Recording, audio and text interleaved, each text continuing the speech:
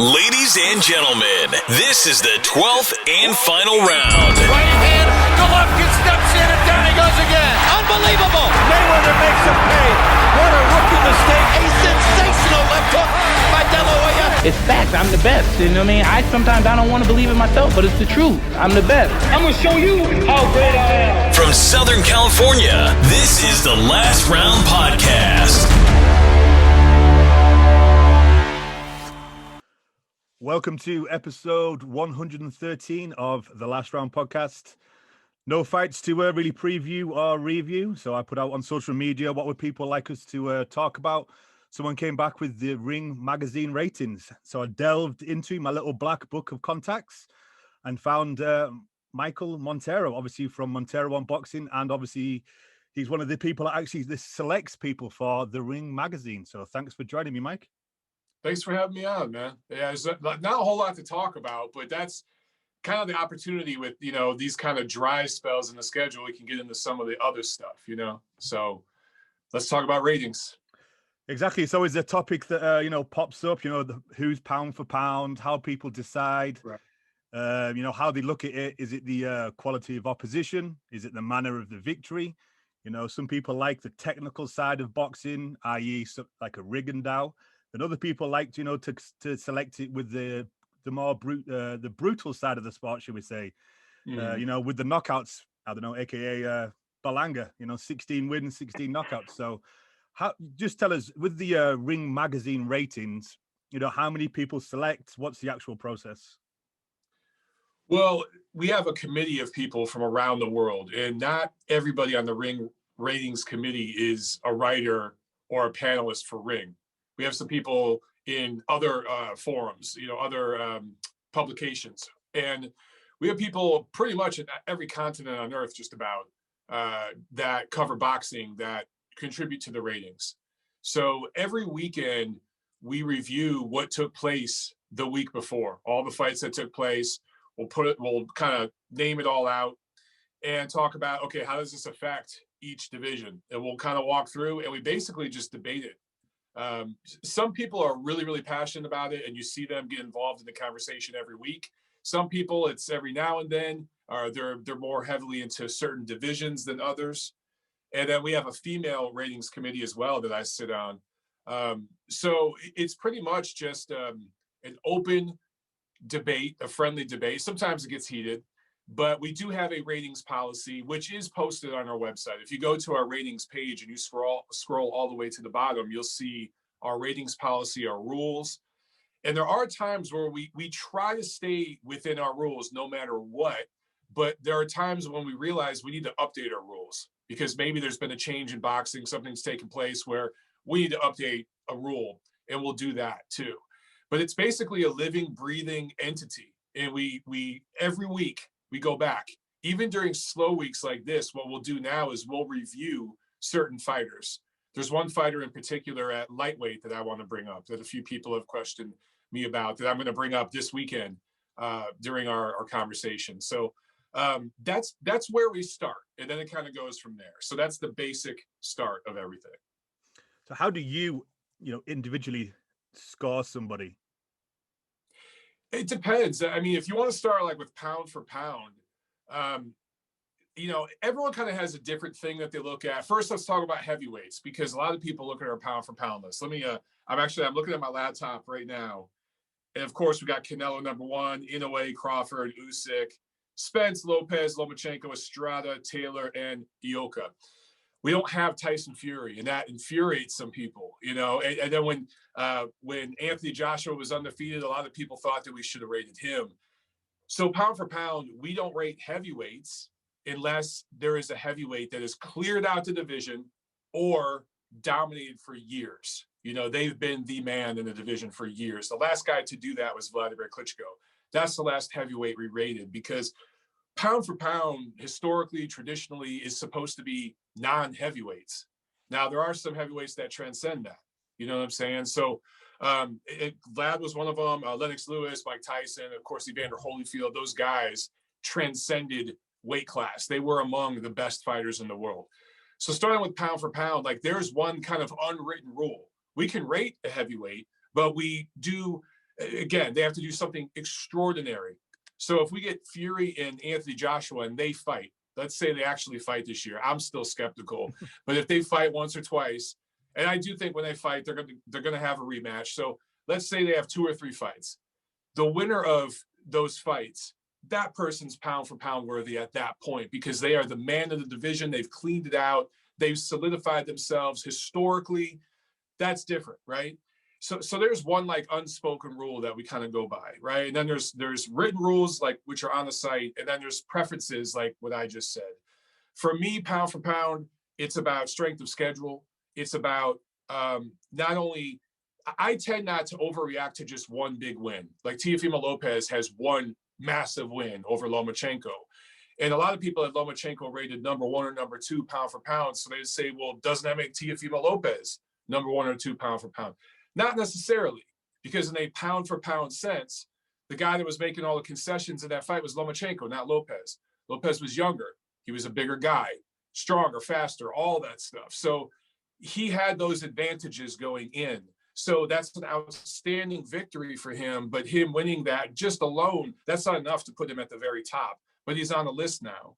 I rate amateur success very highly. You mentioned Guillermo Rigondeaux. Somebody like him, he was on the pound for pound list before. I don't even think he had 10 fights as a pro. And he was on the pound for pound list because if you look at his amateur credentials and then what he accomplished so quickly as a professional within just a few fights, that rated pound for pound. And some people will say, well, how is this guy rated? Like Lomachenko is another one. How is this guy on the pound for pound list? He has a dozen or so fights. And there's other guys that have 30 fights. Well, look at who they fought. So it's, strength of schedule, dominance. And then also, again, looking at who's making the concessions in a pound for pound sense. Is one fighter moving up in weight, fighting bigger guys, younger guys, stronger guys, or are they picking on little guys? Somebody like Gervonta Davis, who I'm a fan of, right? I did a feature on Gervonta Davis early last year. Was ringside for his fight with Yoriokas Gamboa in Atlanta. Sellout crowd, awesome atmosphere, big fan, but he's beat up on little guys. He's beat up on smaller guys yet. So I can't put him on the pound for pound list yet, even though he's been dominant at 130 pounds. He hasn't fought the best. He needs to fight Miguel Berchelt. He needs to fight Shakur Stevenson, those guys. The winner of all that, then they're pound for pound. You know what I'm saying? And those are my preferences. And I might argue with somebody else on the panel that has a slightly different preference, but we hash it out.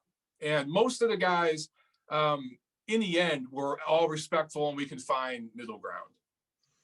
Is it hard sometimes where people kind of get caught in the moment by, like a Ryan Garcia, for example? He's so popular. Yeah. People keep pushing the narrative where you look at some of the lighter divisions like Chocolatito, someone we bring up quite regularly on here. Dougie Fisher's a big fan. You don't really hear about those guys. They're not that popular division. It is difficult. So Ryan Garcia, we actually bumped up to number 2 at lightweight. And that caused some riffraff, on Twitter and everything like that. Now, just for clarification, Teofimo Lopez is the champ. Lomachenko's number 1, Garcia's number 2. So he's really third in line, right? But we put him above Devin Haney, and that pissed some people off. And they're thinking, oh, it's just because Ryan Garcia is a golden boy guy, blah, blah, blah, blah, blah. By the way, we don't have any golden boy fighters on the pound for pound list right now. I think our ratings are the least biased, but, I guess I'm biased in saying that. Anyway, you look at who Ryan Garcia beating Luke Campbell was an impressive win because we had Campbell rated, I think, number 4 and Garcia rated number 5 before that fight. That trumps anything Devin Haney's done so far as a lightweight. So we can move him up, right, and put him above. But as you mentioned, somebody like the lower weight division. So Ioka. I know that Doug has been a huge Ioka fan for a long time and wanted him on the list for a long time. But there's several people on the committee that didn't want to rate him. They wanted to rate people like Charlo, Davis, etc. above Ioka. And I had to make a strong push last week. I had to really, really knock some heads just to get Ioka in there at number 10. So it is difficult to get some of the international fighters and the guys under, I'd say, 118 high up on the pound for pound list and to get the respect.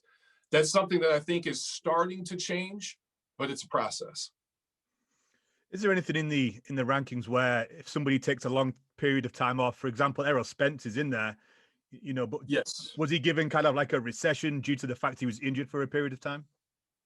Well, with 2020, we basically granted everybody 2020 is a wash. So if you scroll to the bottom of our page where we have our policies, I think if a fighter doesn't fight, I'm just reading right here, doesn't have a scheduled fight in their weight class for 18 months, we dropped them out of the ratings, right?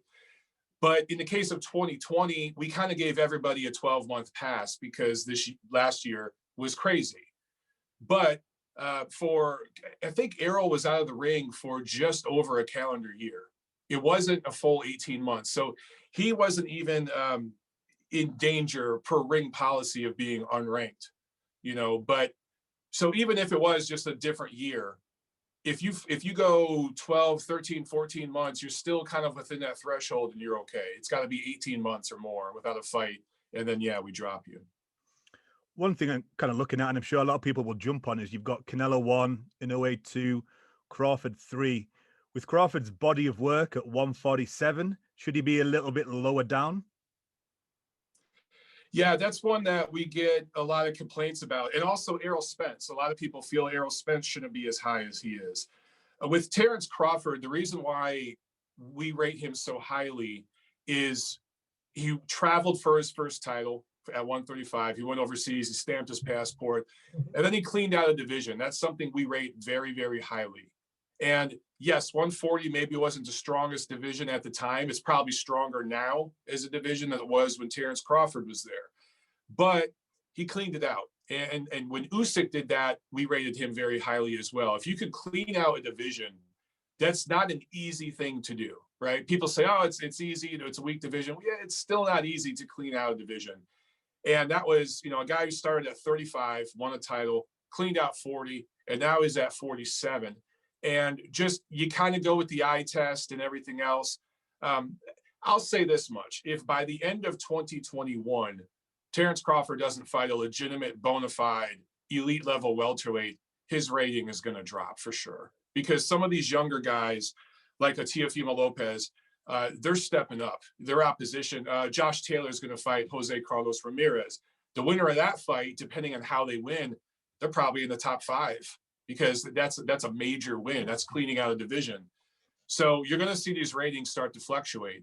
And the welterweights, Spence, I'll include Pacquiao, but it's really Spence and Crawford. Those guys got to fight each other. If they keep dancing around each other and bullshitting like that, they're going to suffer in the ratings for it. A common theme that you often find on Twitter is, for example, Lomachenko, beats somebody who's higher than him in the rankings, automatically everyone says, well, he should have his spot now. So, right.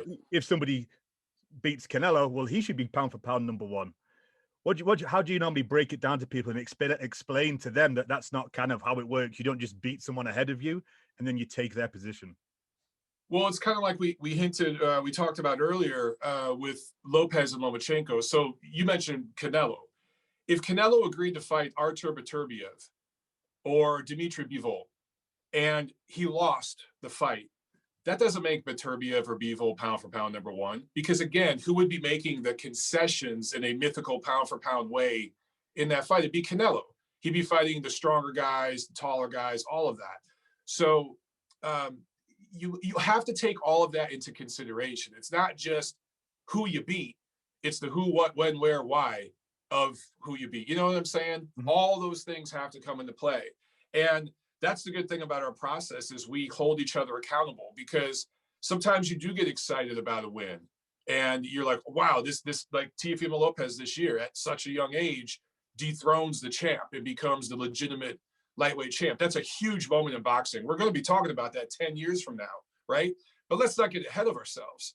Has he done more than what Canelo Alvarez has done over the last 2 or 3 years? I don't think so. I wasn't ready to rate Canelo pound for pound number 1 until he beat Callum Smith. Now, is Callum Smith an elite level fighter? I don't think so. But the way he beat him, such a larger guy, and the fact that he was rated number 1 at 168. 168 is a weak division.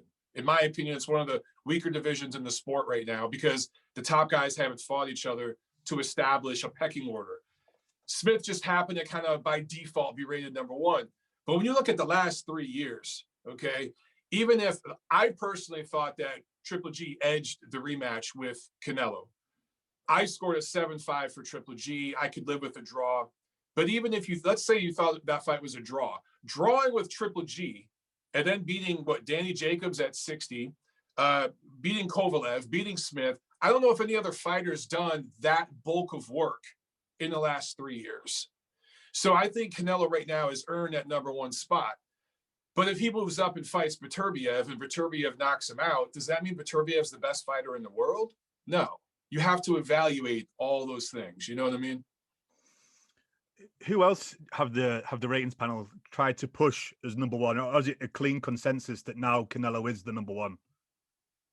There was debate before the Smith fight. I did not rate Canelo pound for pound number one until the Smith fight. I wasn't comfortable putting him number one at that point. But I thought it was maybe Crawford. You can make an argument for Inoue. There's a lot of people who think it's Inoue. For a while, you could, before the Lopez fight, Lomachenko was in that discussion, of course. So there was debate about that. And there's still a few people out there that, tend to favor Inoue or Crawford, but it's pretty unanimous right now. I mean, it's boxing. A lot of it is, what have you done for me lately? And Canelo's win against Smith. And again, are we going to be talking about Callum Smith 10 years from now as a Hall of Fame fighter? No, of course not.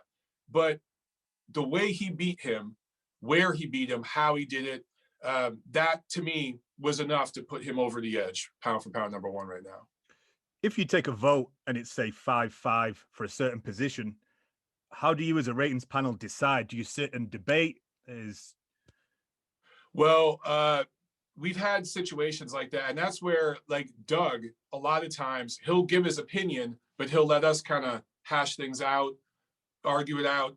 And then there's sometimes where him as the editor will step in and kind of put his foot down and make that decision. And the coolest thing about Doug is he'll go up against anybody. Let's go back a few years to the Canelo clenbuterol scandal, right? Yeah, I immediately thought that Canelo needed to be stripped and unranked immediately once he got suspended. I mean, when you're suspended by Nevada, basically you can't fight, and you pop twice, 2 different samples. I won't get into all the nuance there, but I was one of those people that thought strip them, unrank them. And there were some, I'll just say, people in management that did not like that idea. And Doug had to call people on the phone and fight to get this done. And he was willing to chew out management to the point where he's yelling and using expletives to get his point across, arguing on the phone for an hour or so, and he finally won. So that was a case where Doug stuck up for the panel, and now it wasn't just, it was a bunch of us felt this way. It wasn't just me. And stuck up for the fans because that's what the fans wanted too. And even though management, maybe people above Doug's pay grade didn't want that, he said, listen, this is the right thing to do. And we had to rewrite some of our rules as it relates to performance enhancing drugs in our ratings policy then. But that was a case where I saw that and I'm like, dude, I want to work with this guy. He has the voice of the fans in his mind, and he fiercely supports his staff, the guys that contribute to the magazine and the site. And that having that guy, knowing you got that guy, like he has your back, that's a great feeling. Because I've written for other platforms, and maybe you've experienced this too, where if you rock the boat, it could cost you your job. You know what I'm saying? You touched on there, obviously you rewrote the rules for people that pop them. Can you just kind of delve into that a little bit further? I'm sure people listening will be intrigued. Yeah, so I'll read this word for word. And again, go to ringtv.com, click on the ratings page, scroll all the way down. You'll see our rules right there. But the champion tests positive for performance-enhancing substance and is fined, suspended, or otherwise penalized by a proper authority, athletic commission, or sanctioning body. That's when a champion can be stripped. A ring champion can be stripped. So it's like right there for you. And that's one thing, like that's an example. after that scenario, we had to add that in because it's like, well, we don't have any rule on this because it was kind of unprecedented. The Canelo situation, I mean, fighters have popped before, but this was the first time like the money guy, the top guy in the sport popped and was suspended. We've never seen that. So it was this unprecedented situation. And, you know, I looked at the way some other publications handled that, and I was disappointed with a lot of them. But think about this, okay? At that time, Canelo was a Golden Boy fighter, and Ring Magazine is owned by Golden Boy. Like, we're a subsidiary. We're not necessarily, they don't manage us or anything, but we fall under the umbrella, okay? So indirectly, we're basically canceling, if you will, or knocking out the top guy, the guy that keeps the company in the black every year financially, right? That took balls. So when people come after us about our ratings, maybe you disagree with this rating or that rating, that's one of several instances I could point to where I'm like, dude, look, would ESPN do, but ESPN, I don't want to beat up on anybody, but Tyson Fury had a history of performance enhancing drugs, okay? Worse than Canelo's situation.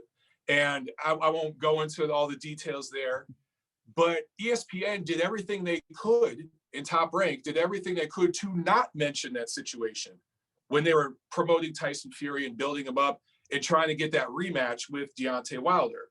So there's two different examples, you know, and I think our ratings, I'll put them up against any platform. Not perfect, but I think we're the best in the biz. I think I'm right in saying that Major League Baseball doesn't let anybody go into their Hall of Fame that's popped. What's your opinion on that for the International Boxing Hall of Fame? Well, we have people who have taken drugs in the Hall of Fame right now. I mean, we have people who have been arrested. We have domestic abusers in the Hall of Fame. People linked to some shady characters. So if the Hall wants to make a change like that, I would support it if it's done the right way, but you'd have to have that asterisk and say, hey, we changed this rule in 2021. So there may be fighters before this, dozens of them, that have these checkered histories. And I think that's why, to a certain extent, nothing like that's been done.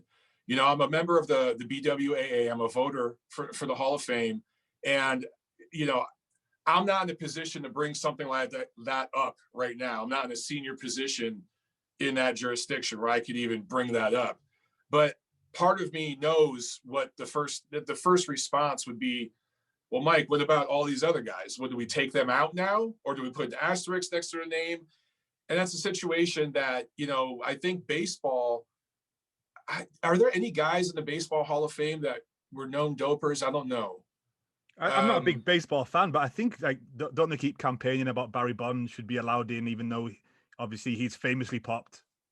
Yeah, that's a big debate, right? With baseball, and guys like Mark McGwire, Sammy Sosa, who in years past would have made it. They would have been in the Hall, but I don't know, man. I mean, you know, when you look at a sport like, let's say, baseball, you still got to hit the ball. Because my dad's one of those guys that says, let them all in the Hall of Fame. Like, my dad likes baseball. He's like, Barry Bonds should be in the Hall of Fame. Yeah, because he's like, you still got to hit the ball. Well, if you're taking dope, you know, you're popping steroids, you hit the ball, it's going to go further. You're going to recover faster. Your fast twitch muscle fibers are going to respond faster. All that. That's just baseball. In boxing, you could kill somebody if you're doping. I mean, you could seriously damage somebody. So, and it's not just steroids. Most fighters now don't do steroids. It's weight cutting. It's things to aid your recovery, to cut weight. So instead of coming into camp, say you're at middleweight, instead of coming into camp at 185, you're coming into camp at 175. Your opponent's coming into camp at 185. Well, you have an advantage. You're coming into camp 10 pounds lighter. If all fighters are injured 100% of the time, if you've been around the gyms, you know this, right? You've seen it. Everyone's injured every single fighter. There is no such thing as a 100% healthy fighter. But if you're taking substances that are helping your joints and everything heal quicker, that's an advantage. So, you know, you could get into this minutia about, you know, where's the threshold, what's good, what's not. I think those conversations are coming, but unfortunately, boxing moves very slow with those things. They're probably a few years ahead. Yeah, that's a whole different podcast we could do right there. Oh yeah, man. We spent hours on that. I've talked about that a lot on my podcast and on a lot of shows like this and on radio shows and stuff. It's very complicated because, again, we'll use the baseball example, specifically with Major League Baseball. That is an American league, right? So there's a commissioner and it's housed here in America. There are players from all over the world, but Major League Baseball specifically is an American thing. You can control that. Boxing's global. It's more global than it's ever going to be, and it's going to become more globalized in the coming decades. We're going to have a Chinese heavyweight champion in the next 10 to 20 years. It'll happen. We're going to have a Japanese light heavyweight champion. These things they're coming, okay? So as it becomes more globalized, how can you possibly manage all of that as it relates to performance enhancing drugs? We've got 17 divisions. WBC just made an 18th, and the other sanctioning organizations are going to jump on in the next 3 or 4 years. So there will be 18 divisions in pro boxing, 4 major sanctioning organizations, and now they have 3 titles in each division.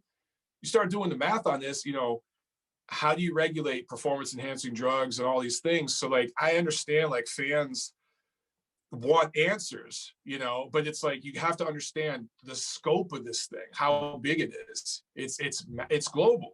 It truly is. It is. And obviously, a lot of the time they're playing catch up. The guys are ahead. And obviously at the same time, if I'm testing you, I need to have an inkling of what I'm going to test you for. There's so many different substances that I need to think, well, Michael Montero's taking this and I need to test for this. There's not one catch 'em all where you just do one test and it pops up, right? He's taken growth hormone. Yeah, there's the science is always changing and always developing, and we're getting better testing. But so like, let's say that the WBC clean boxing program, I love the idea, I love the intent, but it's massively underfunded. That the budget needs to be increased, I'd say 20-fold before we could even have a chance to do this right. And we need the BA, the IBF, the BO to all jump in on this as well. It doesn't matter if you're taking hair samples, blood, urine. If you're only testing me once in a calendar year, and I know it's coming, because the way the clean boxing program pretty much works is if you have a fight scheduled, you might get tested. So if you're fighting twice a year, there's 6, 7, 8 months a year, you can do whatever the hell you want. And if you're a fighter that's based in Kazakhstan or based in Nicaragua or based in the Philippines, it's not easy to go and collect a sample. You know what I'm saying? They have to send, like VADA has to send people to those locations to collect samples, and there's this whole chain of custody process to get it back to a lab. It's very involved and very expensive. So once again, how do you regulate all this in a way where it truly matters, where it truly is effective, and for certain, okay, this person's being tested every week in a calendar year. Until we get to that point, you really don't know what's going on. You just don't. And the problem you have as well is when you're kind of regulating yourself, do you really want to catch yourself? Because do you really want to catch Canelo and all that money is taken out of the boxing circle? There's that too. I mean, with Nevada, I remember, I'm trying to think of the exact month. I wrote a piece in Ring about the Canelo clenbuterol thing, and I had the whole timeline. But Nevada ended up doing a suspension, but they cut off 6 months, and they made it retroactive to when the samples were collected. Now, there's a reason they did that. They did that so they could get that fall rematch between Canelo and Golovkin that calendar year, and all that revenue that's going to generate for the state of Nevada, if you think about it, right? So it looked great that they suspended him, but the 12-month suspension was cut in half to 6 months because he cooperated, and then they made it retroactive to when the samples were collected, which I think was like back in January. So it worked out just perfect to have that rematch in September. You know what I'm saying? So there's a sneaky genius to that. I mean, they don't want to mess with the money at the end of the day. It was like do you remember when Mayweather got a delayed jail sentence so he could fight in Vegas because he brought hundreds of millions of dollars to the Strip? he ran that state, man. It's like when LeBron James played for the Cleveland Cavaliers. He was the gross domestic product of the state of Ohio. That's what Floyd Mayweather was to Nevada. He ran that state. The politicians, everybody, they knew who Floyd was because he kept the money rolling in. If you or I went to jail, can we get our sentence changed so that we could go to work early? You know what I'm saying? It would not happen. We would lose our job. I don't even run my street, never mind California. Yeah, exactly. Yeah. Looking at the pound for pound ratings, obviously we touched on a couple of times. Obviously, Canelo's number one. I was reading a piece today, I think it was in Boxing Team, where Eddie Reynoso said that Canelo will go down as the greatest Mexican fighter of all time. That's a hell of a statement. Well, okay, let's explore that. If, and these are huge ifs, if Caleb Plant and David Benavidez actually fight each other this century, and I think the winner would probably be Benavidez, but whoever wins that fight, if Canelo fights them, beats them, then moves up to 75 and fights Bivol, Bivol would come down to 68. He's more than willing to. Fights and beats Bivol, fights and beats Beterbiev. He's in the discussion at that point. I still don't know if he's the best Mexican fighter ever, but he's in the discussion. If he goes from there to cruiserweight and wins any title, I don't care if it's the WBA interim, whatever the hell title, he might be that guy.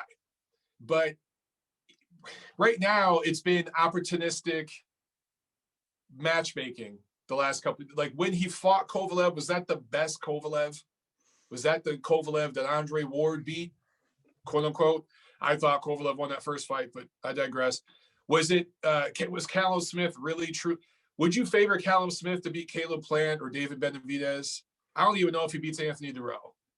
No, not really. I mean, I said before the fight, I thought I'm British, and I always thought Callum Smith was slightly overrated.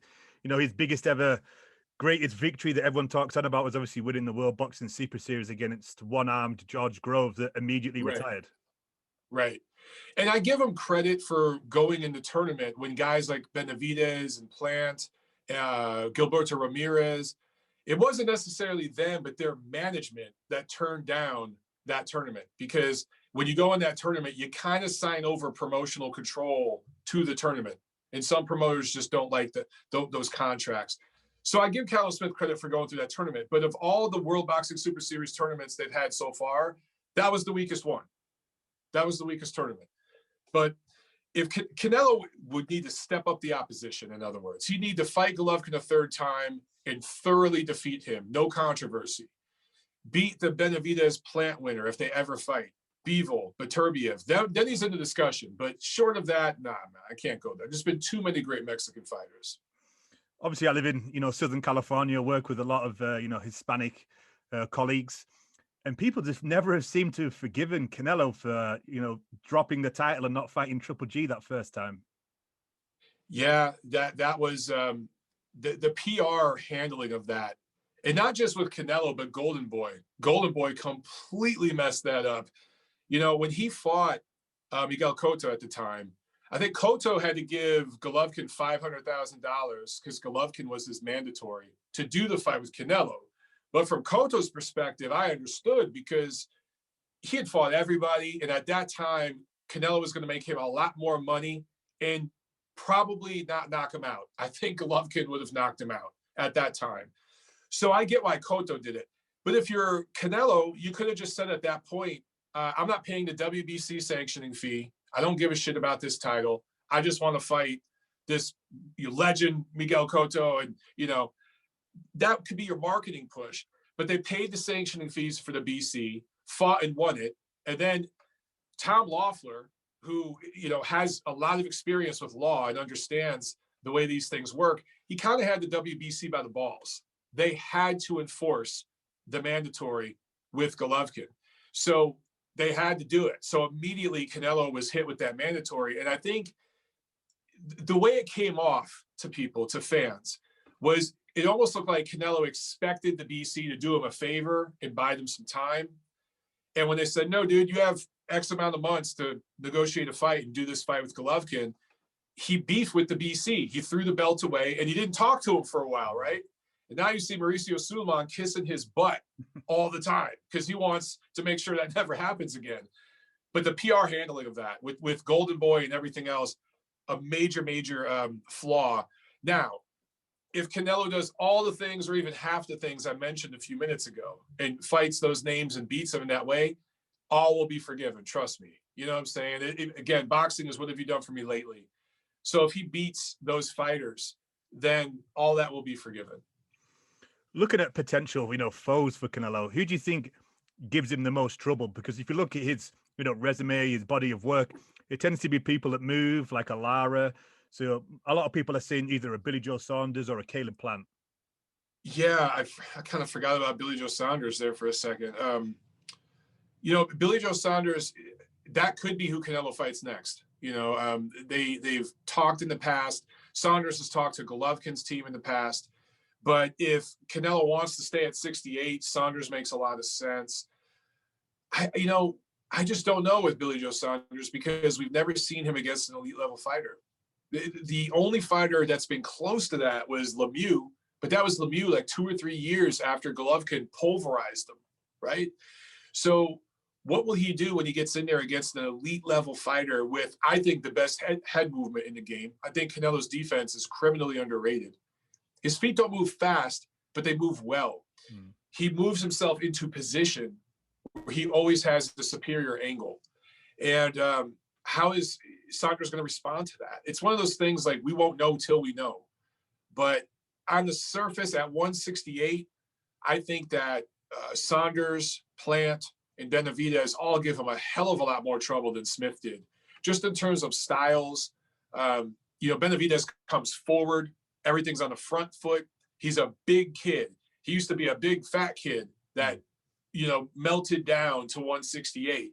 So he's a natural, like 200 plus pound guy that melts down to that weight. So he brings a lot of natural strength and size with him and punch volume.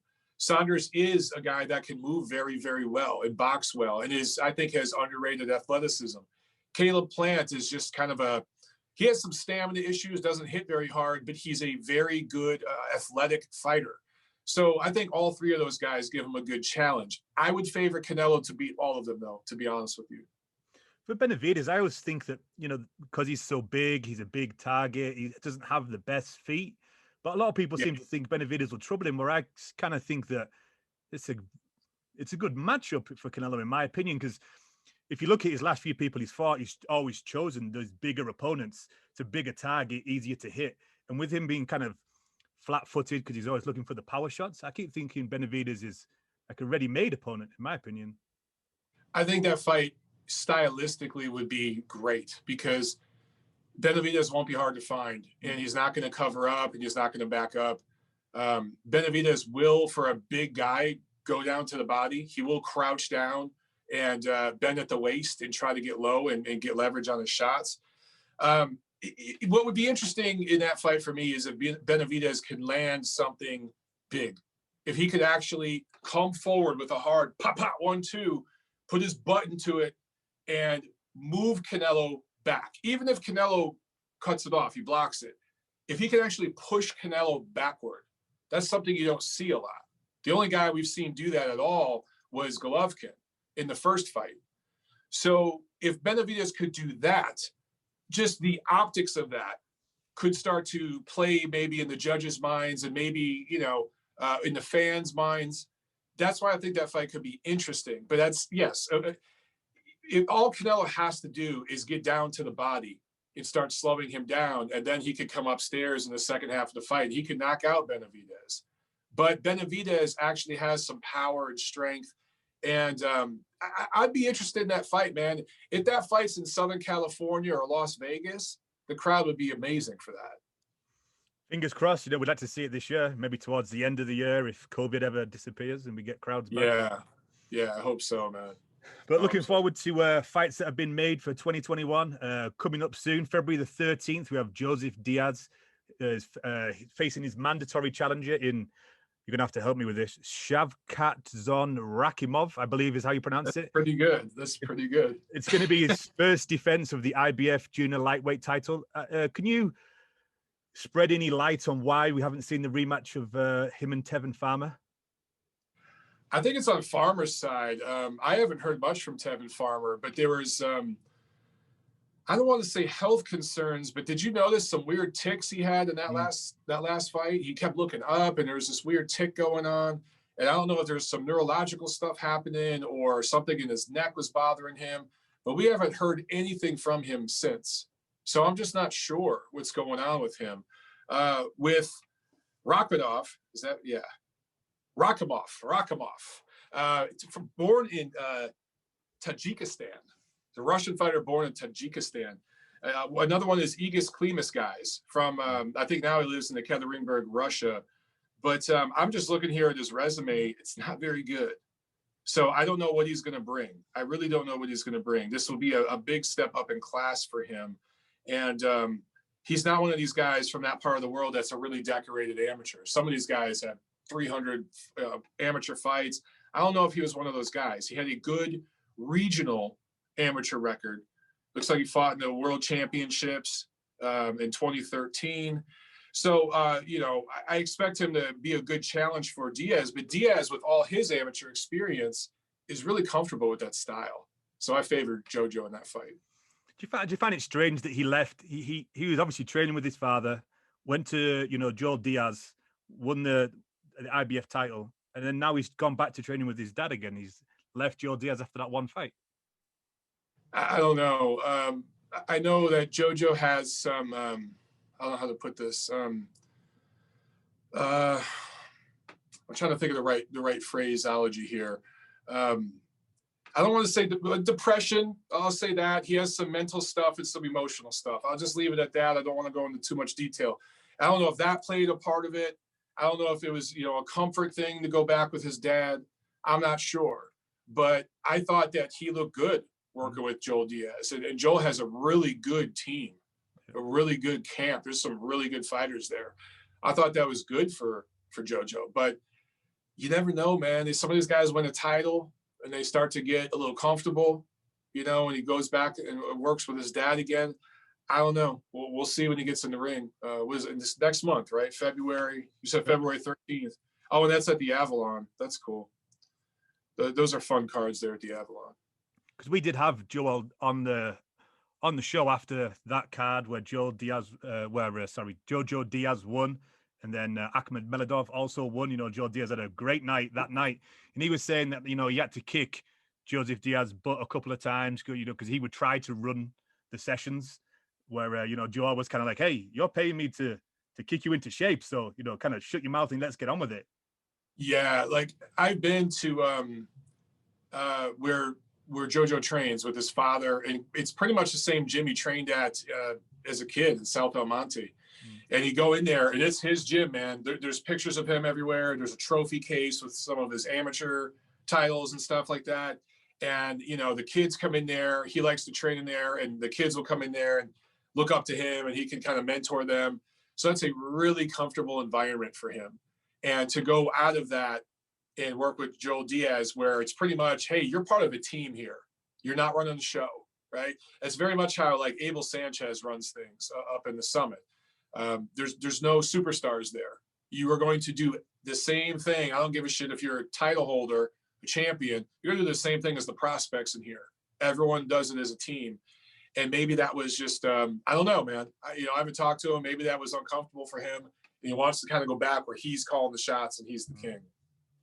Since we're talking about Joel, he's actually bought his own gym, which should be opening up in the summer. That's awesome.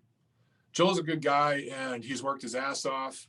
And I really hope that the timing of it doesn't hurt his business because, with COVID, there were 2 or 3 gyms there in the greater LA area that I know that went out of business last year. One of them I used to work out at when I lived in LA that went out of business. So that's tough, man. I hope that if it opens up this summer, that the government doesn't get in his way. I don't want to go in a whole political thing. I'm just saying, I hope they let that man work because, that's his dream. And that's really awesome. On the same day, February the 13th, we should see the return of Adrian, the Problem Broner. Was scheduled to face Pedro Campa, but it came out earlier today from I think it was Mike Coppinger released it that Pedro Campa is now dropped. I think he got injured for the fight, and rumors of COVID was it COVID? I think it was COVID, and there's rumors of this Twitter universe of a Maidana 2 rematch. But I think that's just people. I don't know if Adrian wants that. Look, if Maidana was actually on weight and they could do that, that would be a marketable fight. But could they do a crowd? Could they have fans? Because that's one where you want to have fans. You know what I'm saying? Because I'm just looking.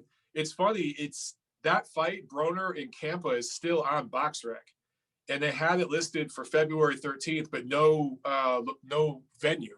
They didn't know what venue they're going to put it at. So it was still kind of haphazard, right? Because that was on the Otto Wallin was going to fight Dominic Breazeale. But I think if he was going to fight Maidana, they'd want more time to market that and put that in Vegas, or maybe now you'd have to put it in Texas or Florida. I think Texas would be better, where you could have fans. So look, if that comes together, man, that's going to be one of those freak show kind of fights. Sign me up for that shit. I want to watch it. But I don't. Can Maidana get down to 147? And could they find a venue and everything that makes sense where they could have fans? Do you think we've seen the best of Broner? Yeah, I think Broner is one of the most overrated fighters of this past era. I mean, and no knock to him. Like, he's one of the colorful personalities in the sport. He's insane. He says crazy stuff, but you need that in boxing. It's the personalities that drive this sport. But he's won titles in 4 weight classes, right? Who has he beat for those titles? They were vacant titles, or, you're fighting second tier guys. I've seen him. I've been ringside for some of his fights where he got gifts from the judges. He's a good fighter, don't get me wrong. But when you look up quadruple champions, like, I think Wiki has a breakdown. Like, if you Google it, they have like a whole Wiki page dedicated to 4 division champions. And you look at some of the names, and it's some all-time greats. And then you see Adrian Broner there, and you're like, oh. And that's just the era that we're in, But I mean, again, I like Broner. But yes, of course, his best days are well past him. I mean, he's only fighting at, like 140, 147 because he doesn't keep himself in shape. Yeah. Yeah. He had, man, it's crazy to think he fought at 130. Can you imagine that? He's such a big guy. But if he could have stayed at even 135 longer and capped out at 140, maybe right now, if his career looked different and he could be going up against somebody like Josh Taylor, Jose Carlos Ramirez for big money fights, like for championship level fights, if he had, carved out his career a little differently. But, it is what it is. It wouldn't surprise me to see him fight as a middleweight one day. That'd be crazy. Why middleweight? I was just about to say, if we could see him at like 135, probably pushing it, but at 140 against the 4 princes that everyone keeps saying, Teofimo Lopez, Devin Haney, Ryan Garcia, even throw like Shakur in there, he could get some really good fights and some really good paydays against those guys. Just being the, he loves playing the villain, so it would be great. It wouldn't surprise me one day to see him and Gervonta Davis fight. A fight like that would be marketable. He can't lose anymore. He's got to stay, he's got to stay in the win column. And they matched him up against Pedro Campa. He was going to win this fight, right? That's how they're going to match him for a while. But don't be surprised if there's not a Tank Davis versus Adrian Broner Showtime pay-per-view fight in the next 18 months. Like, something like that could happen. He still moves the needle, and it'd be, very, very marketable, a fight like that. I could see that happening. An early contender for 2021 Fight of the Year, Miguel Berchelt against Oscar Valdez. Yeah. Scheduled for February. I'm looking forward to this. This is definitely a Southern California style fight. Yeah, man. And that's one that I keep going back and forth on, because, like, on the surface, you want to say Berchelt all day, but Top Rank knows what they're doing. They do their research. They have the best matchmakers in the sport. And Valdez is working with a great team and absorbing information from all the greatness that surrounds him in the gym every day. So part of me wants to just go for the upset special and pick Valdez by decision. I don't know. I have to wait till it's a little closer, or I break it down a little bit more. The one thing about Burchell is he had a really good schedule there for a while. He fought a few really good fighters there, but the last year or so his momentum is kind of slid, right? And Valdez has had some growing pains. He's been dropped in a few fights. He's had to learn the hard way, but maybe he's had enough lessons on the job. And maybe these two guys are meeting at just the right time in their career where Valdez can pull it off. I think this is an extremely competitive fight. A lot of people are writing Valdez off. I think that's a mistake. Do you think that I was ringside for when he fought Adam Lopez and he got dropped, Oscar Valdez, that is. And I thought that, you know, with the change of coach, I thought that they were trying to change his style too much and he kind of looked lost. And then I thought that he'd kind of turned it around when he just went back to that old school Mexican style of kind of taking one to land one, which I think is maybe he's just, you know, the old saying, you can't teach old dogs new tricks.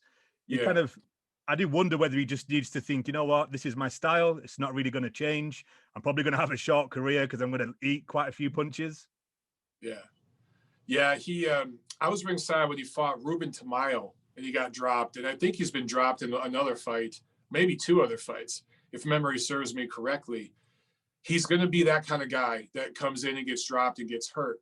You know, against Scott Quigg, he broke his jaw, right? That was a severe injury against a naturally, well, actually, Scott Quigg wasn't that much bigger than him. But, you know, as long as he can not get injured and not get too beat up, if he could come forward on Burchell and use that, I guess that just tenacity that he has, he's like a pit bull. I really think he could have success. The one thing I've always seen though with Valdez is every single punch is the same speed, same velocity, same angle. He doesn't switch it up. So that's to me what his team should be working on. He's never going to be a defensive guy that stays on a back foot and moves his head. He's never going to slip under shots and counter punch, catch and shoot. He's not that guy. Let him come forward. Let him be who he is, but let him switch it up. Let him throw a feint. A feint wouldn't hurt. A feint every now and then, you know what I'm saying? Come in, jab, jab, right, jab, jab, right. Then come in, jab, hook, right. You know, something. Throw a feint every now and then. I think if they just work on that, adding that wrinkle to his offense, he can get another few years out of his career. But you're right, that style is not going to last long, man. He's going to kind of flatten out very quickly. This is a potential matchup for March the 27th on DAZN. Golden Boy prospect Virgil Ortiz up against Mo Hooker. Great fight. I believe they were looking to do it in the Texas, Dallas area, with both of them being from that area. Virgil Ortiz, one of maybe he's past the prospect stage now. I would think class him more as a contender. Yeah, I think Virgil passed the prospect phase.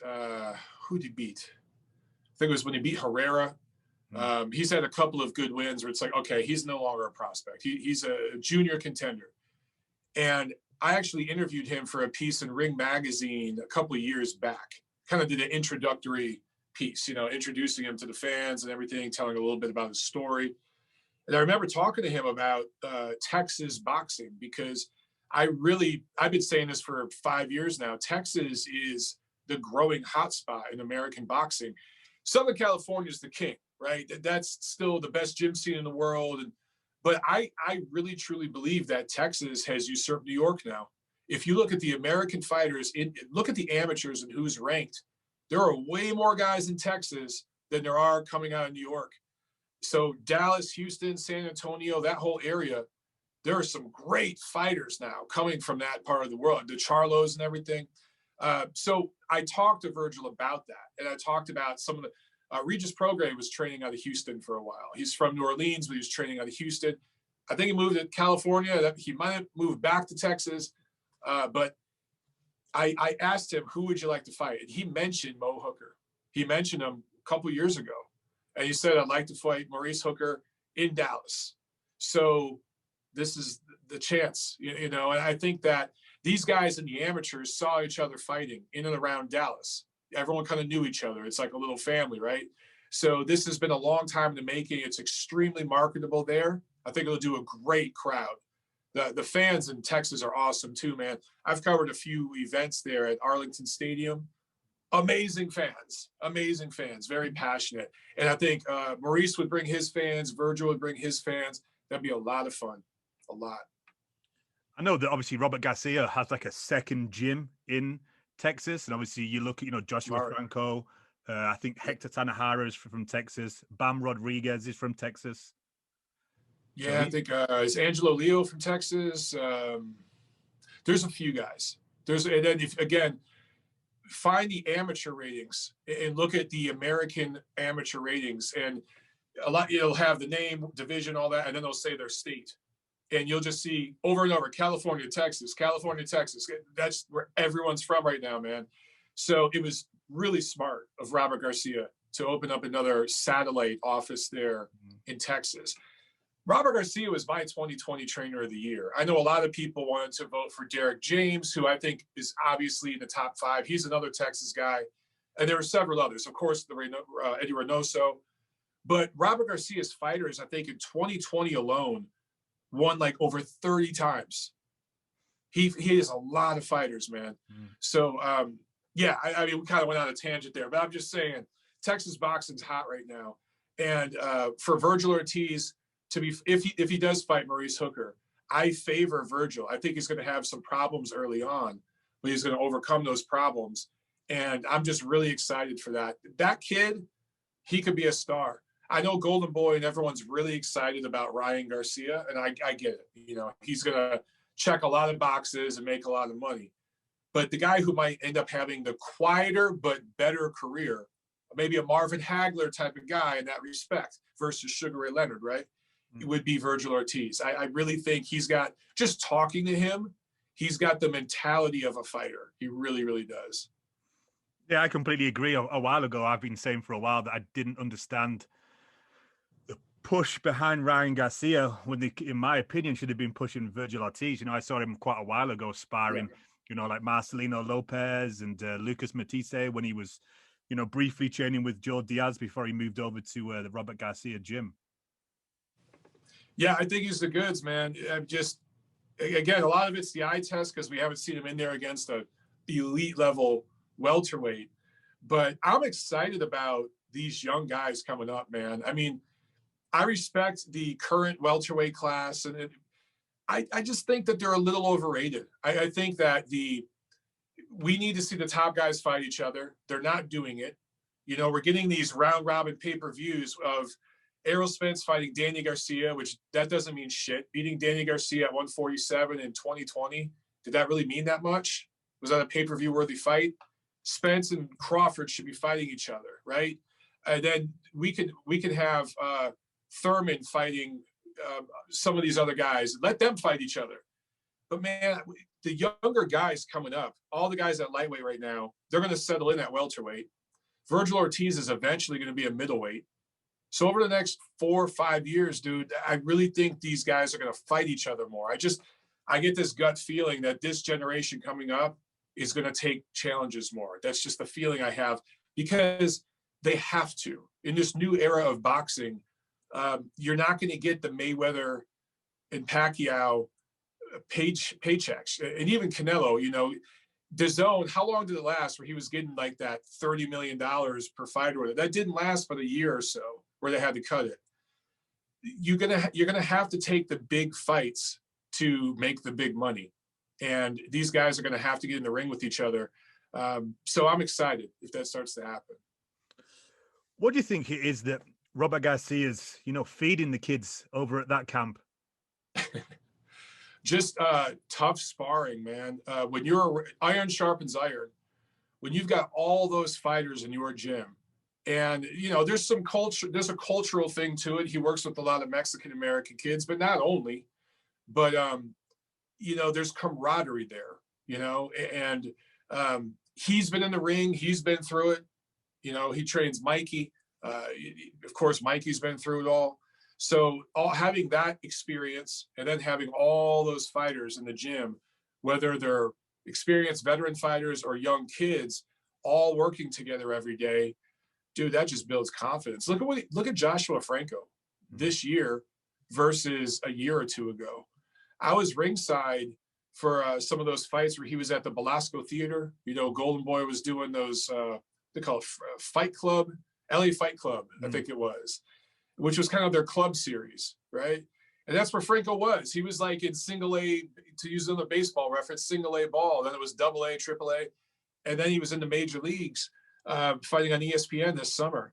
And you saw marked improvement. The kid looked confident because look who he's training with every day. That's just what happens. It was crazy because when he fought Maloney, I picked Maloney because I remembered him. I was ringside for, I think, 2 of his fights against Negrete. I thought there's no chance he's beating Maloney. I think that's what most people thought, you know, and he kind of grew up in front of us. And then now in the rematch, he got off to a bad start, but there was an injury, and that fight was just cursed from the jump. They really need to fight a third time, and I hope that happens this year. But because I want to see if he can, you know, continue that and have that kind of performance again. But it was when I look at a trainer, you know, a trainer of the year, I'm looking at who's taking kids like that and improving them from guys struggling on the club scene, you know, at that level, and taking them to the championship level. Because Maloney is a quality fighter who's proven. To do that and beat him, that showed marked improvement. So if you're improving fighters like that, and then your championship level fighters are doing their thing too, and you have a stable of 30-something fighters, and they're all winning 90+% of their fights, that's special. That's real special. Yeah, it looks like it's the hot gym in the world at the minute. I think so. I mean, I like what the Reynosas are doing, of course, too.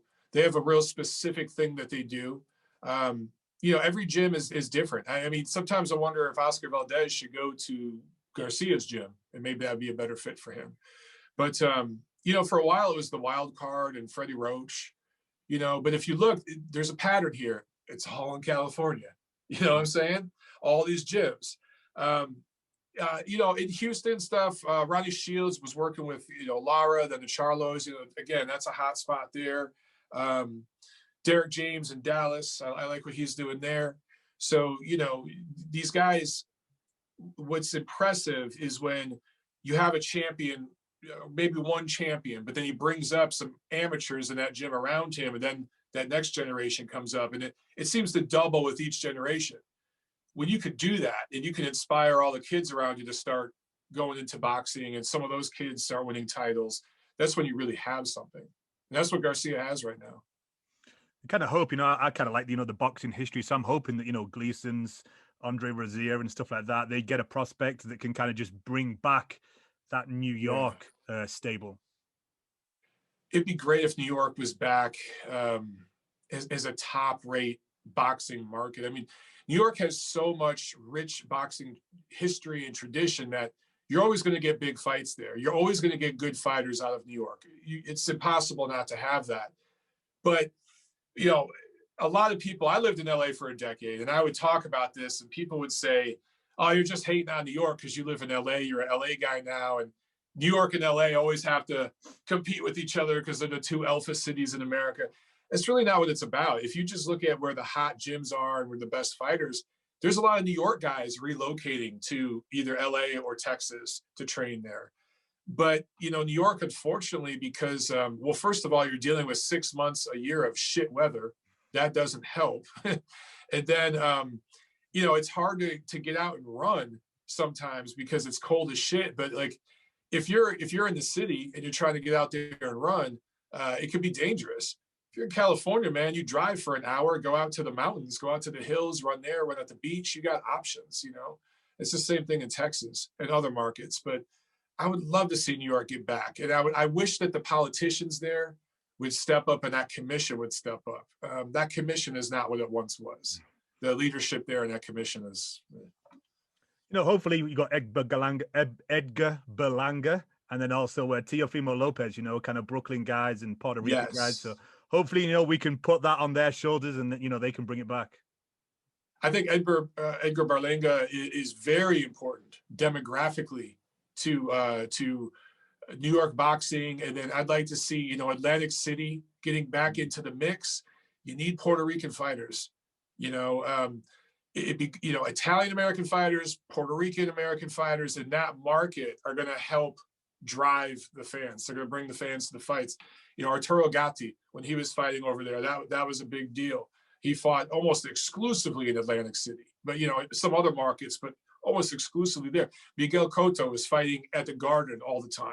So you got to have those demographics there, just like the Mexican American fighters in Los Angeles. So that's a big part of it. You got to have the fighters that can drive interest, And then if you think about the heavyweights back in the day, like the Mike Tysons, the Shannon Briggs, all those guys that were from the New York area, in parts of Brooklyn, that were, there was a bunch of them from the same neighborhood practically, you know what I'm saying, to come out around the same time. And that would really drive, fan interest. And you just kind of don't have that right now in New York. But Teofimo Lopez could be the guy. He really could. I think he's special. Yeah, he's definitely special. He's a promoter's dream. He kind of knows what to say. He looks good. He does the performances. He does the backflips. He puts on, whoever's going to be number one in the draft. He's on the front of the Ring magazine. He respects the Ring magazine title. It's kind of a good time for the Ring, as in, Teofimo Lopez, Tyson Fury, the kind of, the boxing historians, they kind of, love and respect, how sentimental it is to be a Ring magazine champion. Yeah, and both of those guys know how to work with the media. They market themselves very, very well. And I mean, Tyson Fury is not even American, but he has been embraced by American fans more so than UK fans, if you think about it. He's a bigger brand here now than he was over there. And it's because those guys were willing to step up and take fights. You think Fury fought Klitschko in Germany. He fought Wilder twice in America. Teofimo Lopez stepped up and fought Lomachenko well before he needed to. He didn't need to fight Lomachenko at that age. So taking those challenges and then winning the way they did, that's a big part of it. And yeah, I'm proud to be associated with those fighters. I mean, I really truly think that we could be. Boxing is always going to be a niche sport. Okay, like people talk like, oh, we could get back to being a top 5 sport. No, we're not. We're always going to be a niche sport. I'm cool with that. But I call boxing underground famous, underground mainstream. And, week to week, the club shows are underground. That's for guys like us. We're boxing degenerates, right? But guys like this could get the mainstream involved. You know what I mean? So that's what's exciting is guys like him, guys like Tyson Fury. And then if we could get Crawford and Spence to fight each other, guys like Gervonta Davis, Shakur Stevenson, as those guys move up, maybe they can be the next phase and they can bring in more casual fans. You can dream, Mike. Yeah, I will dream. So I think it was this week, Eddie Hearn announced several more fight cards after the British Boxing Board of Control agreed that boxing can come back in February. So we have Josh Warrington set to headline the first Matchroom show of 2021. Another fight on February the 13th. So that's a full day of fights for us boxing degenerates against Can Xu for the IBF Featherweight Championship of the World. So CompuBox are going to be busy that night. Yeah, that's going to be a fun fight. February 13th. Holy hell. Because don't forget, Joe Smith is fighting too. I'm just looking here. Joe Smith is fighting in the bubble in MGM. Xander Zayas is on that undercard. That's another prospect to take a look at. Wow, that is a hell of a date. But that's going to be fun between Warrington and Xu because I'm trying to think. The last time Xu fought, I don't know if he fought in 2020. If he did, it might have been pre-pandemic. I was at one of his fights. I think it was end of last year where he fought at Fantasy Springs, was it? I can't remember. I have to look it up. Yeah, that's going to be fun just because neither guy punches very, very hard, but they punch a lot. So that's going to be a lot of fun. But that's going to be a day where if you're an American football fan, there was, this was wild card weekend. There were 6 playoff games this past weekend. It sounds like February 13th is going to be one of those kind of days where you're just watching boxing all day. Just interesting, because if Josh Warrington manages to beat Can Xu, because obviously he's kind of the bigger name, being a big British fighter, there's some big fights to be made in that division. Yeah, I'm just looking up Can Xu. You know what? Khonshu fought Manny Robles, and that was at the end of 2019. So yeah, he did not fight in 2020, and that makes me wonder if he fights Warrington, if that's going to affect him. But yeah, man, that division is kind of wide open right now. I want to see who we have rated there. Give me 1 second. I'm pulling everything up. Warrington, I think we have number 1. Yeah, championship is open. Warrington's 1, Russell's 2, Khan is 3. And then don't forget, there's Emmanuel Navarrete is right there. So Joet Gonzalez, Jesse Magdaleno, there's a few guys, but the top guys are really, I want to see Warrington and Russell fight each other. What makes me nervous, I don't know if we'll get that, because Gervonta Davis now, his team say he's a pay-per-view fighter, and they need opponents that they know he'll beat, so they can keep building up his brand, but there's enough name recognition where they can go pay-per-view. And I think he's going to fight Gary Russell this year. I think we're going to get a pay-per-view on Showtime with Gervonta Davis and Gary Russell. I hope I'm proven wrong on that, but I expect Warrington to beat Khan. And after that, man, I want to see Warrington and Russell. And I know they were talking about that before. And I think in 2019, they were talking about it. But that would be number 1 versus number 2. That would crown a legitimate champion at 126. And then I'd like to see Navarrete in the mix at some point. If those fights can be made, that division could get red hot. But right now, it's just kind of wide open, kind of like super middleweight. And the second big card that Eddie Hearn announced is going to be on February the 20th, and will feature the European welterweight title fight between David Avanesian against British prospect Josh Kelly. What do you think of it, Josh Kelly, Mike? He kind of is divided between some people. Some people have him as a really hot prospect, and then some people are saying that he's not going to live up to the hype. I guess it depends where you rate him. I'm pretty high on Josh Kelly, but we just haven't seen him step up. We got to see him step up. And, look, I want to be careful with what I'm about to say, but UK boxing has had a difficult run lately. British boxing is,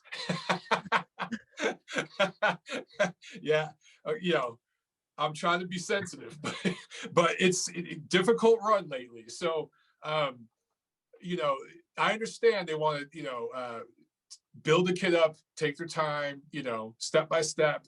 But at some point, he's got to kind of step in the deep end of the pool, and, then we'll find out.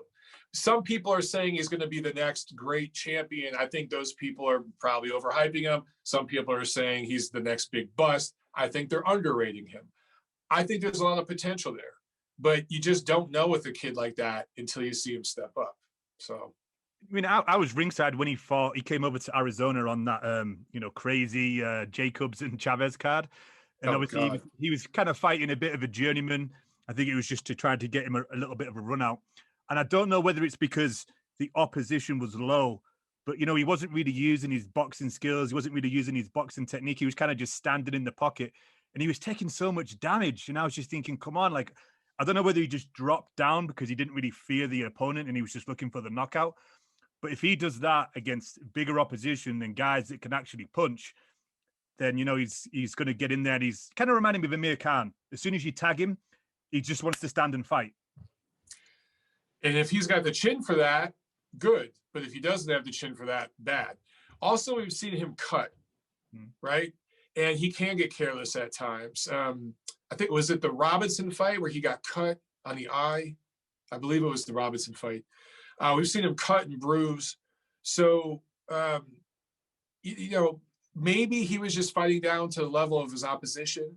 Maybe he's got a little more to him. Josh Taylor, he didn't look great in some of those fights early in the tournament. There was 1 or 2 fights where he took more punishment than he needed to. I can't remember which one it was off the top of my head.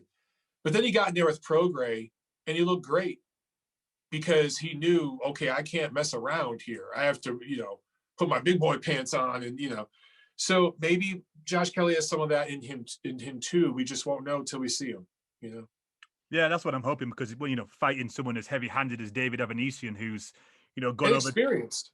Yeah, I mean, he's gone over to Spain and fought that Kerman Lahara that nobody wanted to fight over in, Bilbao. So he's stepping into the lion's den. So, Avanesyan's not going to be scared, and, he can land some. So, Kelly really needs to go back to, in my opinion, his amateur style, just, kind of dancing in and out, in and out, kind of, just playing a game of tag, just touching him, racking up the points. Racking up the points, touching them, and then, you're touching them, and then all of a sudden, boom, put something behind it. You get the guy frustrated and tired, and he doesn't get his head out of the way in time, So that's how you set it up in the pros. You got 10 rounds, championship fight, you got 12 rounds to work with. You don't have to speed it. You can take your time. So it's a learning lesson. How many fights does he have? I'm looking here. He's only got 11 pro fights. So I think that people just need to pump the brakes a little bit and let the kid develop. No, exactly. He's in a good stable as well. He's with Adam Booth, experienced trainer. So probably the best trainer over there. Really, you rate Adam Booth as the best? Maybe, yeah. He's definitely up there. Who would you rate above him? I've never really put them in order, but don't say Gallagher. I don't know. He won the Ring Magazine Trainer of the Year. I know. Not recently, but he has been. I mean, I'm a big fan of. He had a good run. I like Adam Booth. I like Ben Davidson. I like his tactical analysis. I don't think we've seen him train enough people yet to show that he's actually got the substance. But when he's on, BT Sport, where he breaks down fights and kind of reviews fights, I think he's very good.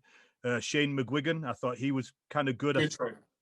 I think, Luke Campbell could have pushed it a little bit more, but maybe that was just, he was so scared of Ryan's power and speed. But, he's coming along nicely as a trainer as well. Yeah, it's just recent track record. That's what I try to look at. Because it kind of goes up and down, and it depends who's in your stable, and these things, they fluctuate. But I like Adam Booth a lot. And I think that, with Josh Kelly, if they iron out a few things, it's just like with Ryan Garcia. Ryan Garcia has tremendous potential. He's further along than Josh Kelly, but when he beat Luke Campbell, I saw a bunch of people on Twitter just beating the shit out of him, saying like, "Oh my God, he was flat-footed and he doesn't move his head." And he's like 22. Relax. He's developing. It's a process. So with Josh Kelly, I know he's a little older. He's 26. I'm just looking here. So, but they still have time with him. I just think that over the next 2 or 3 fights if there's some development. What's your opinion on Robert McCracken? I know that he seems to divide opinion on how good he is as a trainer. I like Robert McCracken. Yeah. I mean, have people really shit on him? I haven't seen anybody really shit on him. I don't know whether it's just because he's kind of been with 2 British stars, Carl Froch, Anthony Joshua, and obviously, he was a big part of the Team GP squad. So I think sometimes when people reach that pinnacle, people just want to shit on them. Yeah, I guess you're right. And then being associated with Carl Froch, he's become a divisive character himself. So maybe that's part of it too. And then anything related to Joshua is going to draw criticism just because of where he's at. So yeah, maybe that's part of it. But yeah, I think he's a good trainer too. There are good quality trainers over in the UK. I think there's a lot of ignorance in certain aspects of the American media and American fandom where they think that, it's second tier trainers over in the UK.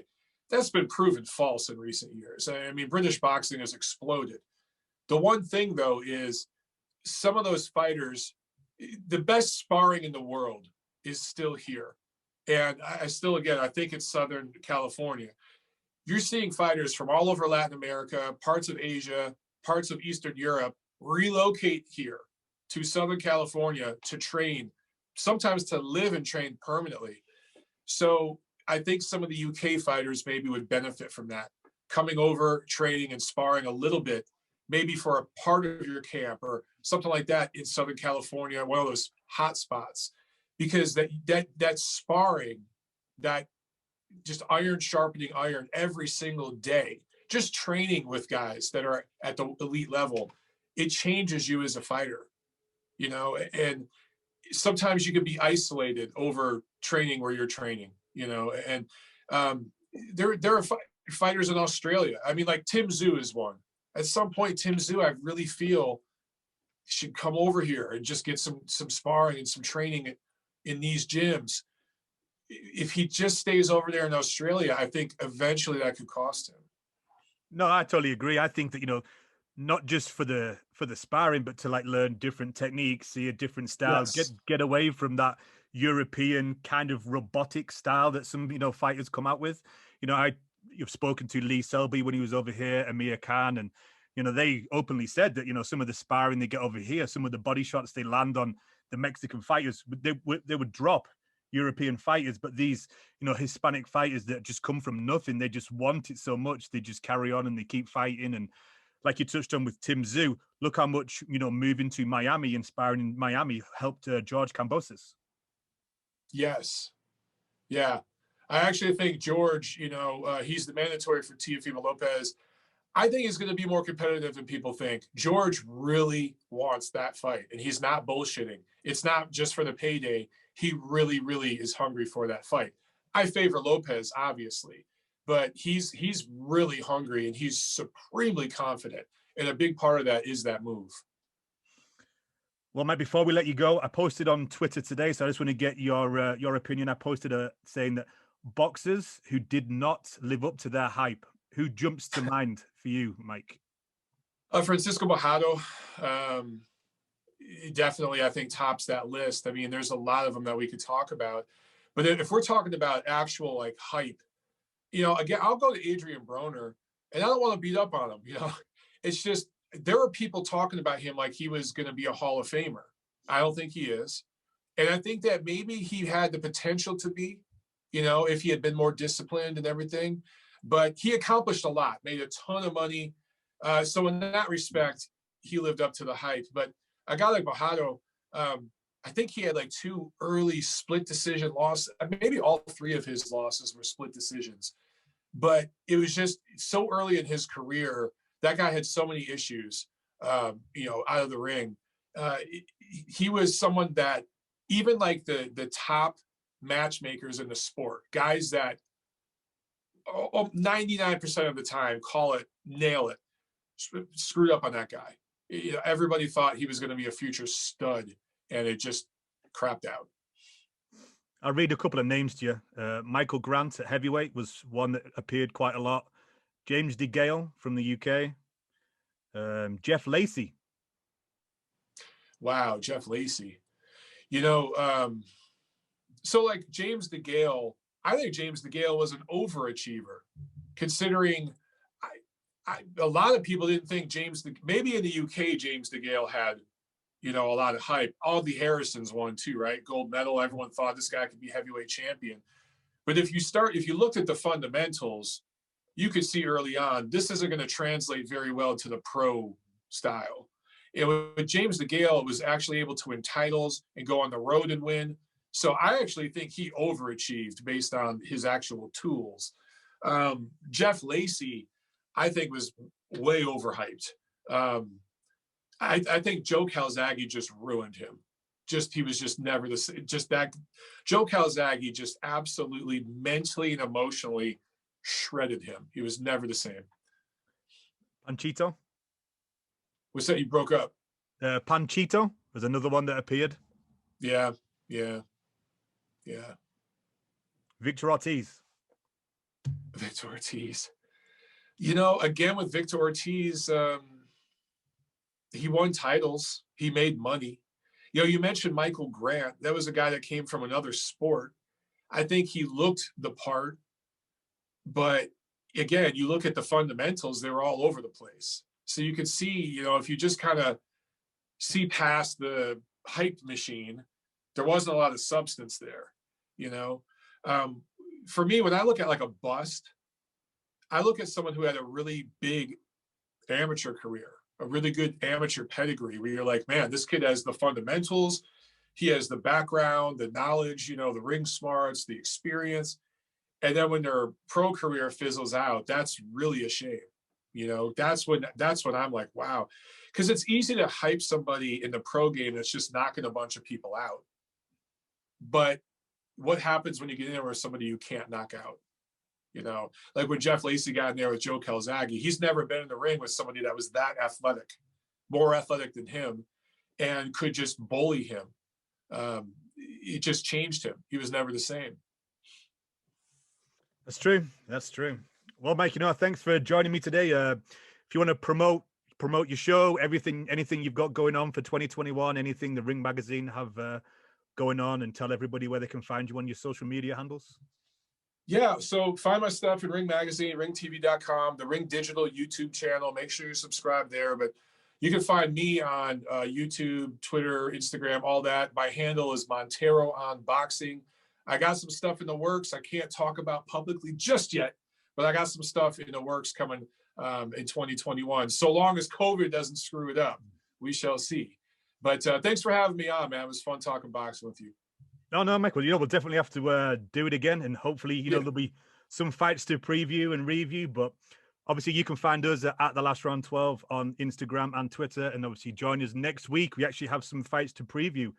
We have the show on Saturday, the 23rd, with Rolando Romero against Justin Pallado, and also Angelo Leo is facing Stephen Fulton, which is a rearranged fight. That's a good fight. Yeah, for the WBO World Super Bantamweight. All right. Thanks for supporting and listening to the show. Follow us at The Last Round 12 on social media. Rate, review, and subscribe. This is The Last Round Podcast.